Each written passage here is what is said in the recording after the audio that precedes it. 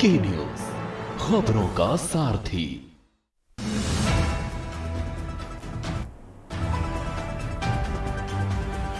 उत्तराखंड में एक ही पोर्टल से हो सकेगी सभी परियोजनाओं की निगरानी। आईटी विभाग कर रहा तैयारी। 25 सितंबर को होगी धामी मंत्रिमंडल की बैठक। कई अहम मुद्दों पर होगी बैठक। सचिवालय में सुबह 11:30 बजे होगी कैबिनेट बैठक।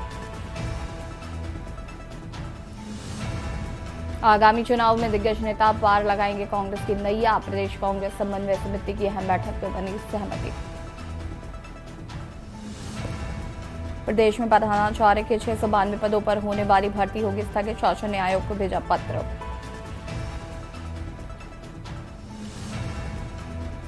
उत्तराखंड में दुनिया की इकलौती जगह जहां खेलते हैं 500 से अधिक प्रजाति के फूल, पर्यटकों की भीड़ पर टूटा रिकॉर्ड।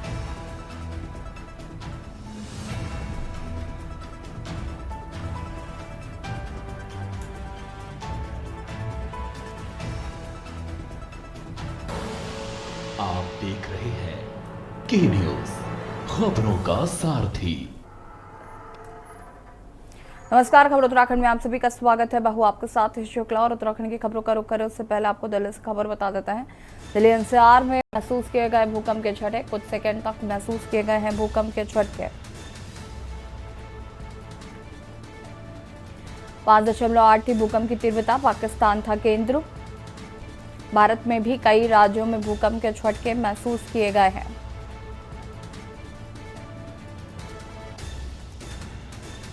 दिल्ली एनसीआर में भूकंप के झटके किए गए महसूस। कुछ सेकंड तक महसूस किए गए हैं भूकंप के झटके। पाकिस्तान था केंद्र। 5.8 थी भूकंप की तीव्रता।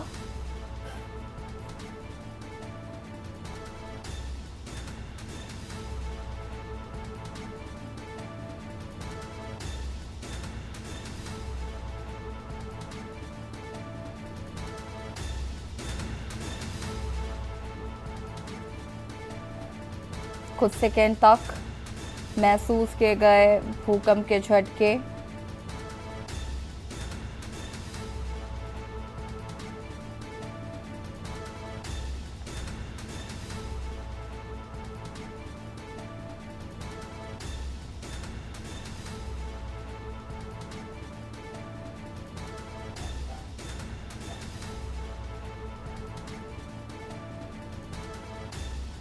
पाकिस्तान था केंद्र।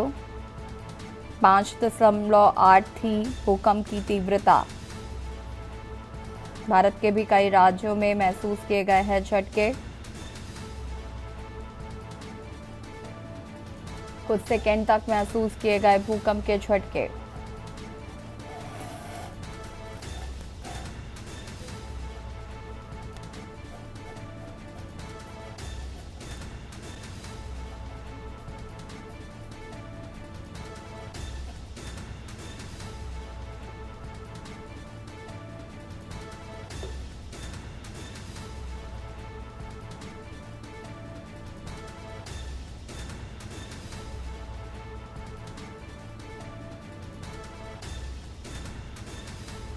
इसी खबर पर ज्यादा जानकारी के लिए विशेष संवाददाता अखिलेश सिंह जी हमारे साथ जुड़ चुके हैं। अखिलेश जी, क्या कुछ जानकारी है? दिल्ली एनसीआर में महसूस किए गए हैं भूकंप के झटके। अभी कुछ ही देर के पहले करीब 20 मिनट के बारे में बताया जा रहा है कि दिल्ली एनसीआर को भूकंप के झटके लगे हैं और भूकंप के झटके का कारण बताया जा रहा है कि पाकिस्तान में कोई जलजले जितनी हिंसा हुई हो उसको चलते जो जलजले हुआ उससे चलते भारत हिला, यानी पड़ोसी देश में जो जलजला हुआ है उसके पिता पे यहाँ आया। उसका केंद्र दिल्ली के जो एनसीआर इलाके में यहाँ पर भूकंप के कई झटके महसूस किए गए हैं और इसकी तीव्रता करीब 5.8 बताई जा रही है। फिलहाल अभी तक किसी भी जान माल के हानि के नुकसान नहीं बताई गई है और ना ही अभी किसी की खबर है। तो अभी कुछ और देर में पता चलेगा कि किसी भी तरह की कोई जान माल का नुकसान हुआ है नहीं हुआ है। लेकिन दिल्ली एनसीआर के इलाके में भूकंप के झटके महसूस किया गया और इसका भूकंप जो केंद्र बिंदु था वो पाकिस्तान बताया जा रहा है। तो इसका ये उत्तर भारत के कई इलाके ऐसे हैं जो धरती के अंदर लगातार धरती के झटके महसूस किए गए। शुक्रिया आपका जानकारी साझा करने के लिए। और बता दें आपको कि दिल्ली एनसीआर में महसूस किए गए हैं भूकंप के झटके और केंद्र पाकिस्तान बताया जा रहा है। 5.8 थी इस भूकंप की तीव्रता। रुद्रप्रयाग से खबर आपको बता देते हैं, जहां पर केदारनाथ पैदल मार्ग पर आए पत्थर। भीमबली में पहाड़ी से आए विशालकाय पत्थर, मौके से जान को बचाकर भागे लोग। पैदल मार्ग को पहुंचा भारी नुकसान, 2 अस्थायी दुकानें भी क्षतिग्रस्त हुई हैं। लगातार केदार घाटी में हो रही है बारिश से पैदल मार्ग पर मच रही तबाही। पहाड़ियों से हो रहा है भूस्खलन।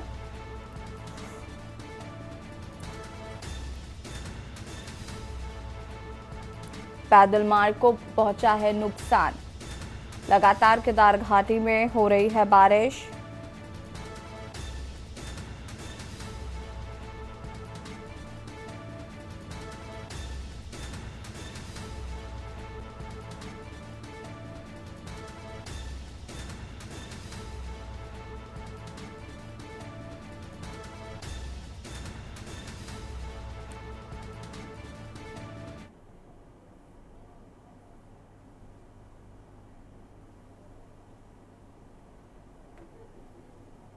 लगातार केदार घाटी में हो रही है तेज बारिश और भूस्खलन की खबरें लगातार सामने आ रही हैं। रुद्रप्रयाग केदारनाथ पैदल मार्ग पर आए पत्थर।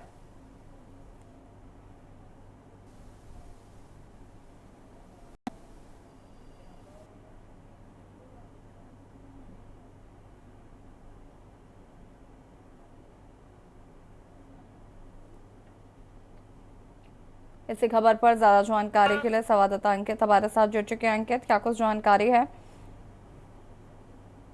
जैसी उत्तराखंड में मानसून की भारी बारिश देखने को मिल रही है और इसकी वजह से पूरे पहाड़ी जनपदों में काफी नुकसान हो रहा है और लगातार जो लैंडस्लाइडिंग और ये बड़े जो बोल्डर्स हैं इनके गिरने का भी सिलसिला जारी है। ऐसा ही कुछ परिस्थिति आज केदारनाथ पैदल मार्ग में देखने को मिली है, जहाँ पर की भीमबली में पहाड़ी से एक विशालकाय पत्थर गिर गया, जिसकी वजह से वहां पर हड़कंप की स्थिति बन गई। हालांकि एक अच्छी बात ये रही कि इस हादसे में किसी को भी कोई नुकसान नहीं पहुंचा है। स्थानीय लोगों ने भाग करके अपनी जान को बचाया है, लेकिन इस विशालकाय पत्थर की वजह से सड़क मार्ग, जो पैदल सड़क मार्ग है, वो पूरी तरीके से क्षतिग्रस्त हुआ है जैसी। और इसके बाद अब शासन प्रशासन इस विशालकाय पत्थर को हटाने की कोशिश कर रहा है। इसके अलावा जो क्षतिग्रस्त मार्ग है उसको भी सुधारने का काम किया जा रहा है। तो लगातार पहाड़ों में इस तरह की घटनाएं इस मानसून की बारिश की वजह से बढ़ गई है। शुक्रिया आपका जानकारी साझा करने के लिए। और बता दें आपको कि केदारनाथ पैदल मार्ग फिलहाल बंद है। खबर नैनीताल से है, जहां पर कुमाऊं की कुलदेवी मां नंदा सुनंदा की मूर्तियां विधि विधान से नैना देवी मंदिर पारंपरिक तरह से प्रतिष्ठित कर दी गई हैं। मान्यता के अनुसार देवी मां ससुराल से अपने मायके कुमाऊं की धरती पर पधार गई हैं। भक्तों के दर्शन करने के लिए प्रतिमाओं को खोल दिया गया है। इससे सुबह से पूजा अर्चना करने वाले श्रद्धालुओं की भीड़ जुट गई है। शासन करते हुए चंद राजा देवी मूर्तियों को कुलदेवी के रूप में पूजा करते थे। स्थानीय लोग मां नंदा सुनंदा को कुलदेवी के रूप में ही पूजते आ रहे हैं। ऐसा माना जाता है कि नंदा और सुनंदा देवी साल में एक बार अपने मायके कुमाऊं आती हैं। इसलिए अष्टमी के दिन कुमाऊं के विभिन्न स्थानों पर मां प्रतिमाएं तैयार कर प्राण प्रतिष्ठा की जाती है। साथ ही 5 दिन कुमाऊं के लोग उपासना करते हुए 15 सितंबर को भव्य डोला निकालकर देवी को उनके ससुराल के लिए विदा करते हैं।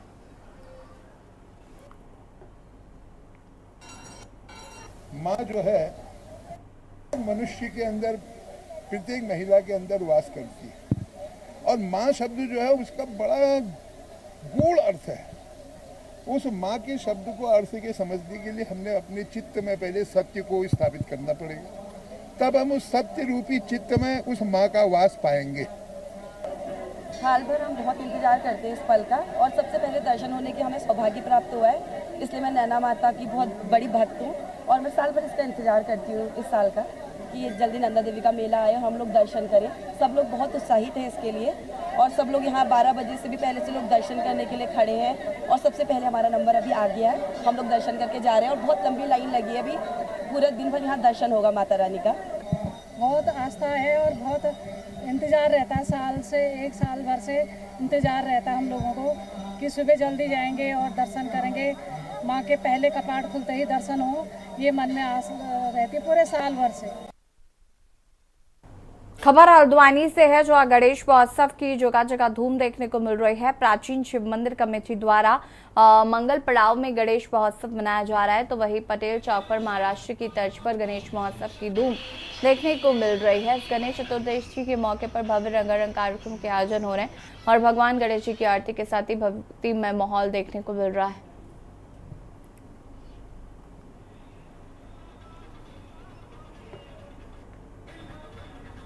कार्यक्रम जा रहे हैं और लगातार सांस्कृतिक कार्यक्रम की बेला में आज हमने समान ज्ञान प्रतियोगिता जिसमें 225 बच्चे इस प्रतियोगिता में बैठे और आज शाम को बहुत ही सुंदर यहाँ पर सांस्कृतिक कार्यक्रम विभिन्न संस्थाओं के माध्यम से हो रहे हैं और कल बहुत ही सुंदर एक डांडिया उत्सव जो द हट गार्डन रेस्टोरेंट की तरफ से आयोजित किया जा रहा है और परसों बाबा खाटू श्याम का दरबार यहाँ पर लगाया जाएगा, जिसमें बाहर से आए कलाकारों के द्वारा भजन संध्या कर यहाँ के प्रभु खाटू श्याम को मनाकर सभी भक्तों के लिए प्रभु से प्रार्थना करेंगे कि सबको सुख समृद्धि दे और सबको स्वस्थ रखे और दीर्घायु करे, ऐसी प्रार्थना हम लोग करते हैं। नमस्कार, हम कथक नृत्य केंद्र हल्द्वानी से हैं और हम सभी यहाँ पे दुर्गा स्तुति प्रस्तुत करने जा रहे हैं और ये हम सभी का इसमें से बहुत सारे हम लोग मैरिड है, तो हम लोग का बहुत अच्छा एक्सपीरियंस है। फर्स्ट बार हमें अपॉर्चुनिटी मिली है एंड हम सब बहुत खुश हैं इसके। साधना डांस सिटी की ओर से अपना नृत्य दिखाने आए हैं। यहाँ बहुत अच्छा है, यहाँ प्राचीन शिव मंदिर कला की ओर से यहाँ बहुत अच्छे कार्यक्रम किए जा रहे हैं तथा यहाँ आकर हमें बहुत अच्छा लग रहा है। गणपति बप्पा मोरया। जिला प्रशासन देहरादून बाल भिक्षावृत्ति को रोकने के लिए कई महत्वपूर्ण फैसले लेने जा रहा है। देहरादून जिले के नवनियुक्त जिलाधिकारी सविन बंसल ने अधिकारियों की बैठक ली, जिसमें उन्होंने अधिकारियों को जनपद में बाल भिक्षावृत्ति को रोकने के निर्देश दिए हैं।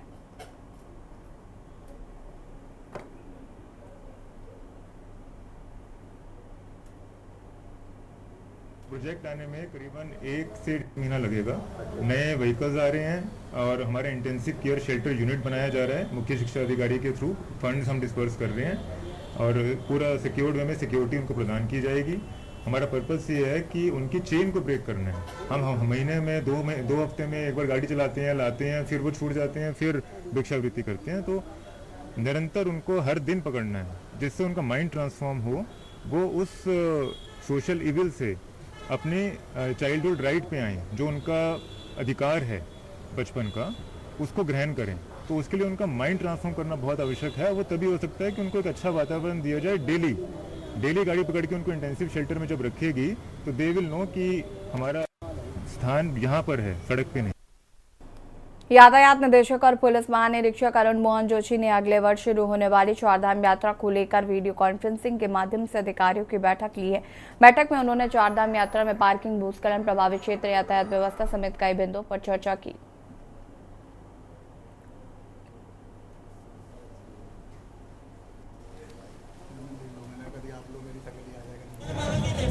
देखिए, अभी पहले तो इसको हम एग्जामिन करेंगे कि कितना फिजिबल है, नहीं है, और अगर लगता है कि इसके पॉजिटिव परिणाम आ सकते हैं तभी इसको इम्प्लीमेंट करेंगे।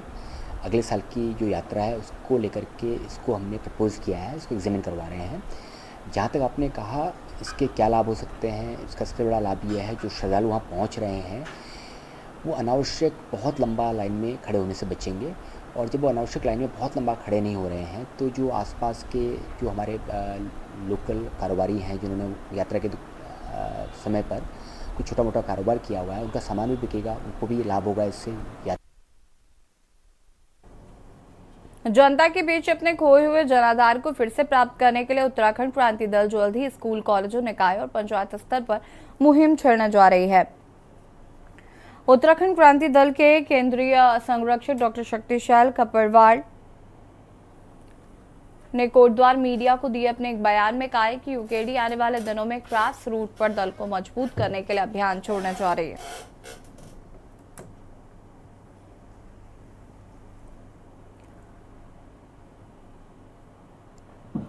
मैं समझता हूं कि उत्तराखंड क्रांति दल को जो एक अभी तक संसदीय चुनाव में, विधानसभा चुनाव में असफलताएं मिली हैं, अगर उत्तराखंड क्रांति दल को मजबूत होना है तो उनको 3 जगह काम करना चाहिए। एक तो कॉलेजों में छात्र संगठनों का पर ध्यान देना चाहिए, दूसरा पंचायतों के स्तर पर संगठन और पंचायत चुनाव लड़ने चाहिए, और तीसरा जो है स्थानीय निकाय जिसमें हमारा नगर निगम है या नगर पालिका है तो उनका चुनाव लड़ना चाहिए और उस स्तर पर संगठन बनाना चाहिए। तो उत्तराखंड के अंदर जो ये ग्रास रूट एक्शन प्लान है हमारा, उसमें 3 बिंदु हैं। खबर बागेश्वर से है, जो विश्रा दानपुर अंतर्गत लीथी गांव में 3 सालों के बाद मां भगवती का पूजन का पाठ कार्यक्रम 7वां बेले के रूप में किया जा रहा है। ग्रामीणों की परंपरा के अनुसार देवता अवतरण से पूर्व नंदा कुंड जाकर पूजा पाठ करके ब्रह्म कमल लाने की परंपरा है। परंपरा को निभाते हुए भगवती मंदिर के धामी मौर जतरू सहित 21 लोगों का दल नंदा कुंड में ब्रह्म कमल लेकर लौट आया है।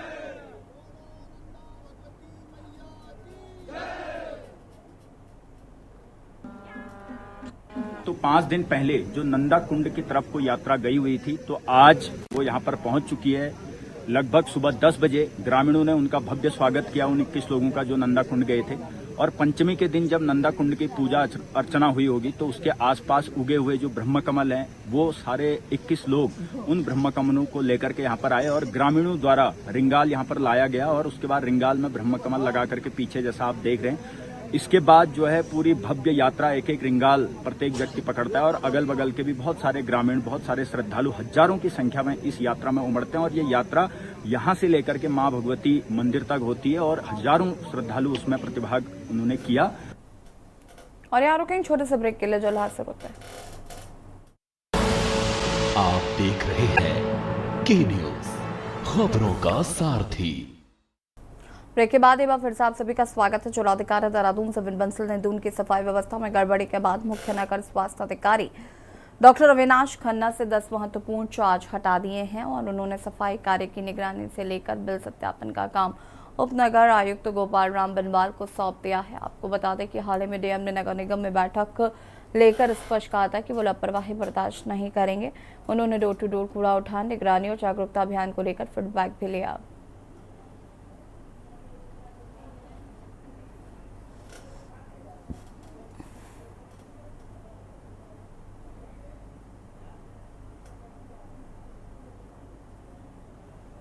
जब हमने रिव्यू किया है सफाई व्यवस्था का, तो उसमें ये पाया गया है कि प्राइवेट एजेंसीज इन्वॉल्व हैं, जो आउटसोर्सिंग एजेंसीज हैं सफाई व्यवस्था में, उनके एनफोर्समेंट को स्टर्न करने की आवश्यकता है, सख्त करने की आवश्यकता है। उनके कॉन्ट्रैक्ट एग्रीमेंट के क्लॉजेज ठीक से मैनेज नहीं हो पा रहे थे। As per their contract agreement उनको रूट टनेज, जो हमारी वेट टनेज है, और रूट कवरेज, ये 2 क्राइटेरिया पे उनको हमने 45 दिन की मोहलत दी है। हर एक 15 दिन में ये 2 क्राइटेरिया उनके रिव्यू किए जाएंगे। अगर इनमें हमको इंक्रीजिंग ट्रेंड दिखता है तब तो we will maintain those agencies. अगर उसमें डिक्रीजिंग ट्रेंड दिख रहा है कि उनकी गाड़ियाँ कम राउंड्स कर रही हैं और वो जो सॉलिड वेस्ट है वो भी कम उठा रही हैं, हमको ट्रेंड से पता लग जाएगा, वो हमारे पास कंप्यूटराइज मैकेनिज्म है, तो उनको नोटिस जाएंगे इन बिटवीन 2 बार वार्निंग्स उनको हम देंगे। थर्ड जो हमारा फेज होगा 15 डेज का, उसमें we will take a decision to for termination और फॉर मेंटेनिंग देम, और we will bring in new agency. Thirdly जो हमारे सहायक नगर आयुक्त हैं और हमारे डिप्टी नगर आयुक्त हैं, उसमें हमने 8 ऑफिसर्स आइडेंटिफाई किए हैं। वो अभी लगातार रात को पेट्रोलिंग कर रहे हैं, जो हमारी मॉपअप राउंड होता है नगर निगम की गाड़ियों का। After these agencies have their rounds, फिर एक मॉपअप राउंड हमारे नगर निगम की गाड़ियों का होता है, जो गार्बेज वल्नरेबल पॉइंट्स हैं 90, वहाँ पे अभी क्या प्रगति है, वो 8 पेट्रोलिंग ऑफिसर्स परसों से राउंड कर रहे हैं रात को। सीबीआई ने बड़ी कार्रवाई करते हुए एलआईसी देहरादून के असिस्टेंट एग्जीक्यूटिव इंजीनियर को 15,000 रुपए की रिश्वत लेते हुए रंगे हाथों ट्रैप किया है। आरोपी ने ये रकम बिल पास करने के नाम पर एक ठेकेदार से ली थी। ट्रैप सफल होते ही सीबीआई की टीम आरोपी के आवास पर पहुंची। वहीं देर शाम तक पड़ताल जारी रही। घर में नकदी, बैंक खातों और संपत्तियों की जानकारी खंगाली है।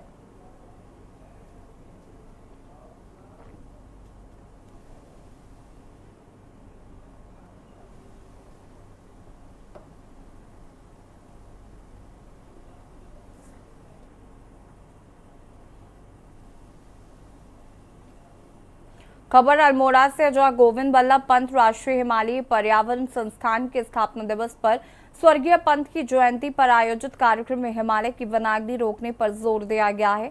कार्यक्रम के मुख्य अतिथि केंद्रीय राज्य मंत्री अजय टम्टा ने कहा कि वनाग्नि रोकने की कार्य योजना बनाना समय की मांग है। हिमालय प्रहरियों को दुर्लभ प्रजातियों के प्रबंधन पर ध्यान केंद्रित करना होगा।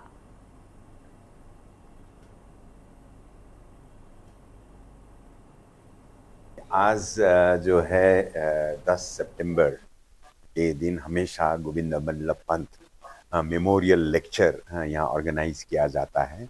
मैं एकलव्य शर्मा हूँ। मैं 35 साल से इस संस्था से जुटा हूँ और यहाँ पे जो मेमोरियल लेक्चर जो होता है वो मेमोरियल लेक्चर से एक गाइडेंस पूरा इंस्टीट्यूट और जो अदर ऑर्गेनाइजेशंस जो हिमालय क्षेत्र में काम करते हैं उनके लिए एक गाइडेंस पेपर बोलते हैं वो डिलीवर होता है। अच्छा, इसको जो आज का कार्यक्रम है, जो आज का जो व्याख्यान हो रहा है 30वां पंडित गोविंद बल्लभ पंत स्मारक व्याख्यान, उसमें एक बहुत ही एक जो टॉपिक चुना गया है, जो आज के वक्ता जो प्रोफेसर जफर अहमद रेसी साहब हैं, उन्होंने हिमालय की संप्रभुता और सुरक्षा के लिए एक बड़ा खतरा बताया है जो कि हरित इन्वेडर हैं, जो ग्रीन हरित आक्रमणकारी हैं उनको। अब वो हरित आक्रमणकारी क्या है?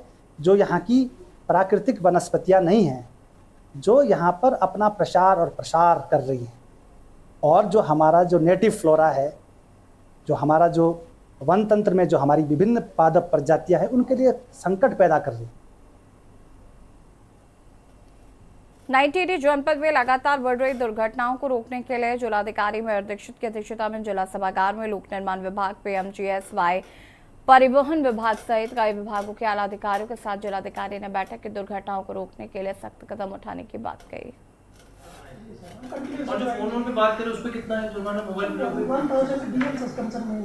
हमारे जो 9 पहाड़ी जनपद है उनमें सबसे ज़्यादा जो नेशनल हाईवे का जो स्ट्रेच है वो टिहरी गढ़वाल में ही है। तो जो पहाड़ी जनपदों में एक्सीडेंट्स का जो नंबर है वो हिस्टोरिकली टिहरी में ज़्यादा रहा है, लेकिन फिर भी पिछले साल के मुकाबले एक्सीडेंट्स और तो बढ़े, लेकिन हमने जो प्रयास किए हैं उससे जो मृतकों का नंबर है उसमें गिरावट दर्ज की गई है। तो हमारा प्रयास ये है कि अगर एक्सीडेंट हो रहा है तो हमारा जो रिस्पांस फास्ट हो और मृतकों की संख्या में गिरावट हो, तो उसमें हम कुछ हद तक सक्सेसफुल हुए हैं।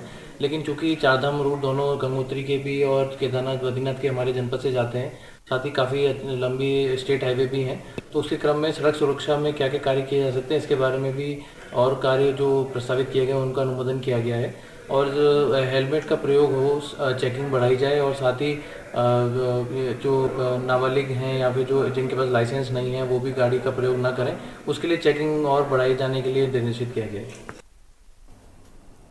और बड़ा महत्व देखते रहिए के न्यूज़ इंडिया। नमस्कार, आप देख रहे हैं के न्यूज़, खबरों का सारथी।